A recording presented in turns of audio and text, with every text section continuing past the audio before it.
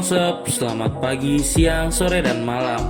Selamat datang di podcast sekolah kami yang kedua. Sebelum mulai, ada peribahasa yang mengatakan tak sayang maka tak kenal. Kebalik, Vin. Oh iya ya, kebalik ya. Harusnya tak kenal maka tak sayang. Oke, jadi di sini aku Vincent Devin. Aku di sini bertugas sebagai host dan aku di sini tidak sendirian karena berbincang-bincang itu tidak sendirian.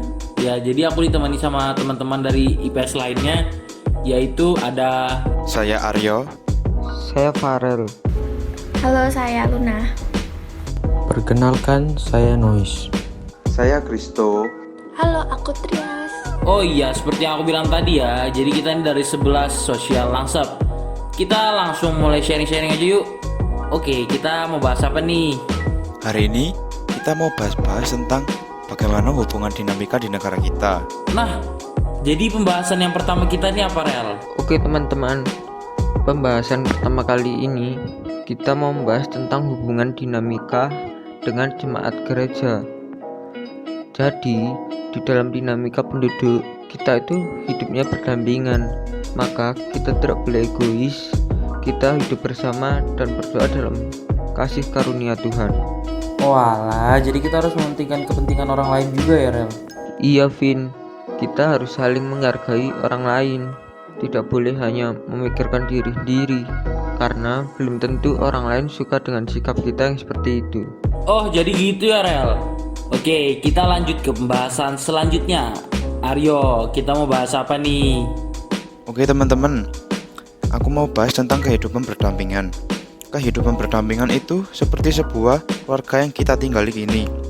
Kita hidup saling berdampingan, kita saling membutuhkan satu sama lain, kita saling menghargai dan mengerti sama, dan tidak berkelahi antara saudara, dan selalu menghormati orang tua, dan juga saling tolong-menolong satu dengan yang lain agar kehidupan berkeluarga kita dapat berjalan dengan harmonis. Jadi maksud dari cerpen tersebut itu gimana sih? Kok masih aku kurang paham ya, gimana? Jadi, maksud dari cerpen tersebut adalah kita sebagai manusia pada intinya tidak akan bisa hidup sendiri, karena kita adalah makhluk hidup yang selalu membutuhkan orang lain.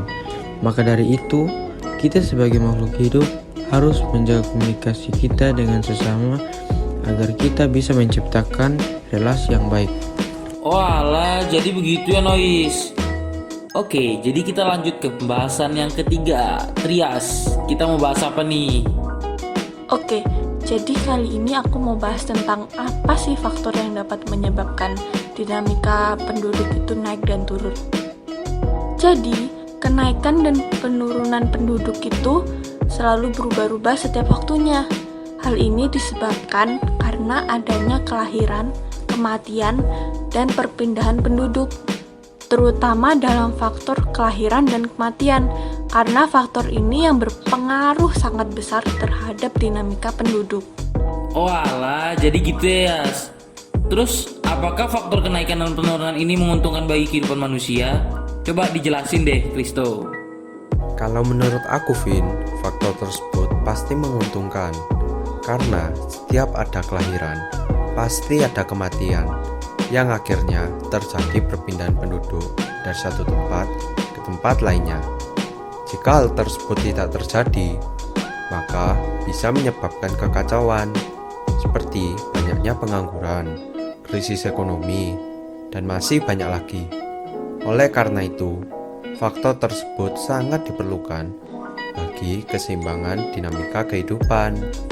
Loh, kalau diperlukan kenapa masih banyak terjadi permasalahan? Seperti masih banyaknya pengangguran yang menimbulkan masalah kriminal. Terus itu gimana dong, Toh? Nah, untuk masalah seperti itu adalah bagian pemerintah yang bertindak, seperti melakukan perpindahan penduduk, membuka lowongan pekerjaan di daerah kecil, memperketat keamanan, dan masih banyak lagi. Oh alah, jadi begitu pentingnya keseimbangan dinamika. Oke, kita lanjut ke pembahasan keempat. Luna mau bahas apa nih, Luna?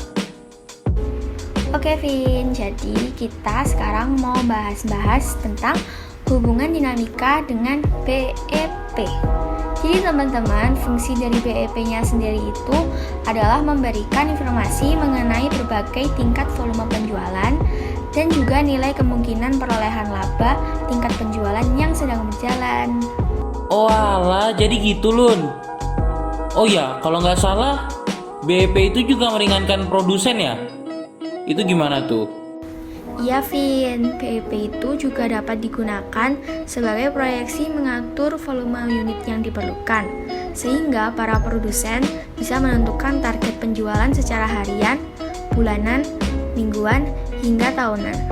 Nah, sekarang gantian nih si hostnya yang bahas-bahas. Permisi, Bapak host, mau bahas apa nih? Oke, jadi teman-teman, di Indonesia itu kita menggunakan ideologi Pancasila. Karena Pancasila itu merupakan patokan masyarakat Indonesia dalam melakukan berbagai tindakan Lun. Nah, rangkaian dokumen sejarah itu bermula dari 1 Juni 1945, berlanjut 22 Juni 1945, hingga teks final pada 18 Agustus 1945 itu dapat dimaknai sebagai satu kesatuan dalam proses kelahiran falsafah negara Pancasila Lun. Oh jadi gitu Vin. Kalau jenis-jenis ideologi yang berhubungan itu apa aja sih Vin? Nah, jadi ideologi itu ada banyak macamnya Lun. Ada kapitalisme, komunisme, liberalisme, konservatif, sosialisme, fasisme, dan Pancasila Lun.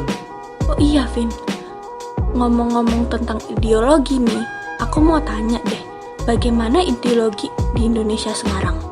Nah, jadi gini teman-teman, keadaan ideologi Pancasila kita ini sedang tidak baik karena banyak masyarakat yang melakukan hal-hal seenaknya yang jauh dari dasar ideologi Pancasila yang terdiri dari 5 poin tersebut. Jadi, apa yang bisa kita lakukan agar ideologi Indonesia kembali maju?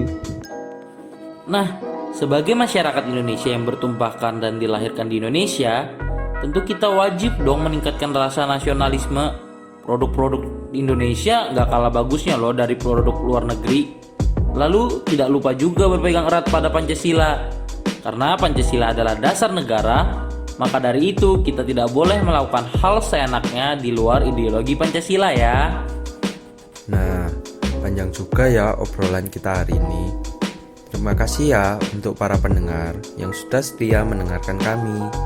Kami harap podcast hari ini bisa berguna bagi kalian. Kami pamit dulu ya. Sekian, terima kasih.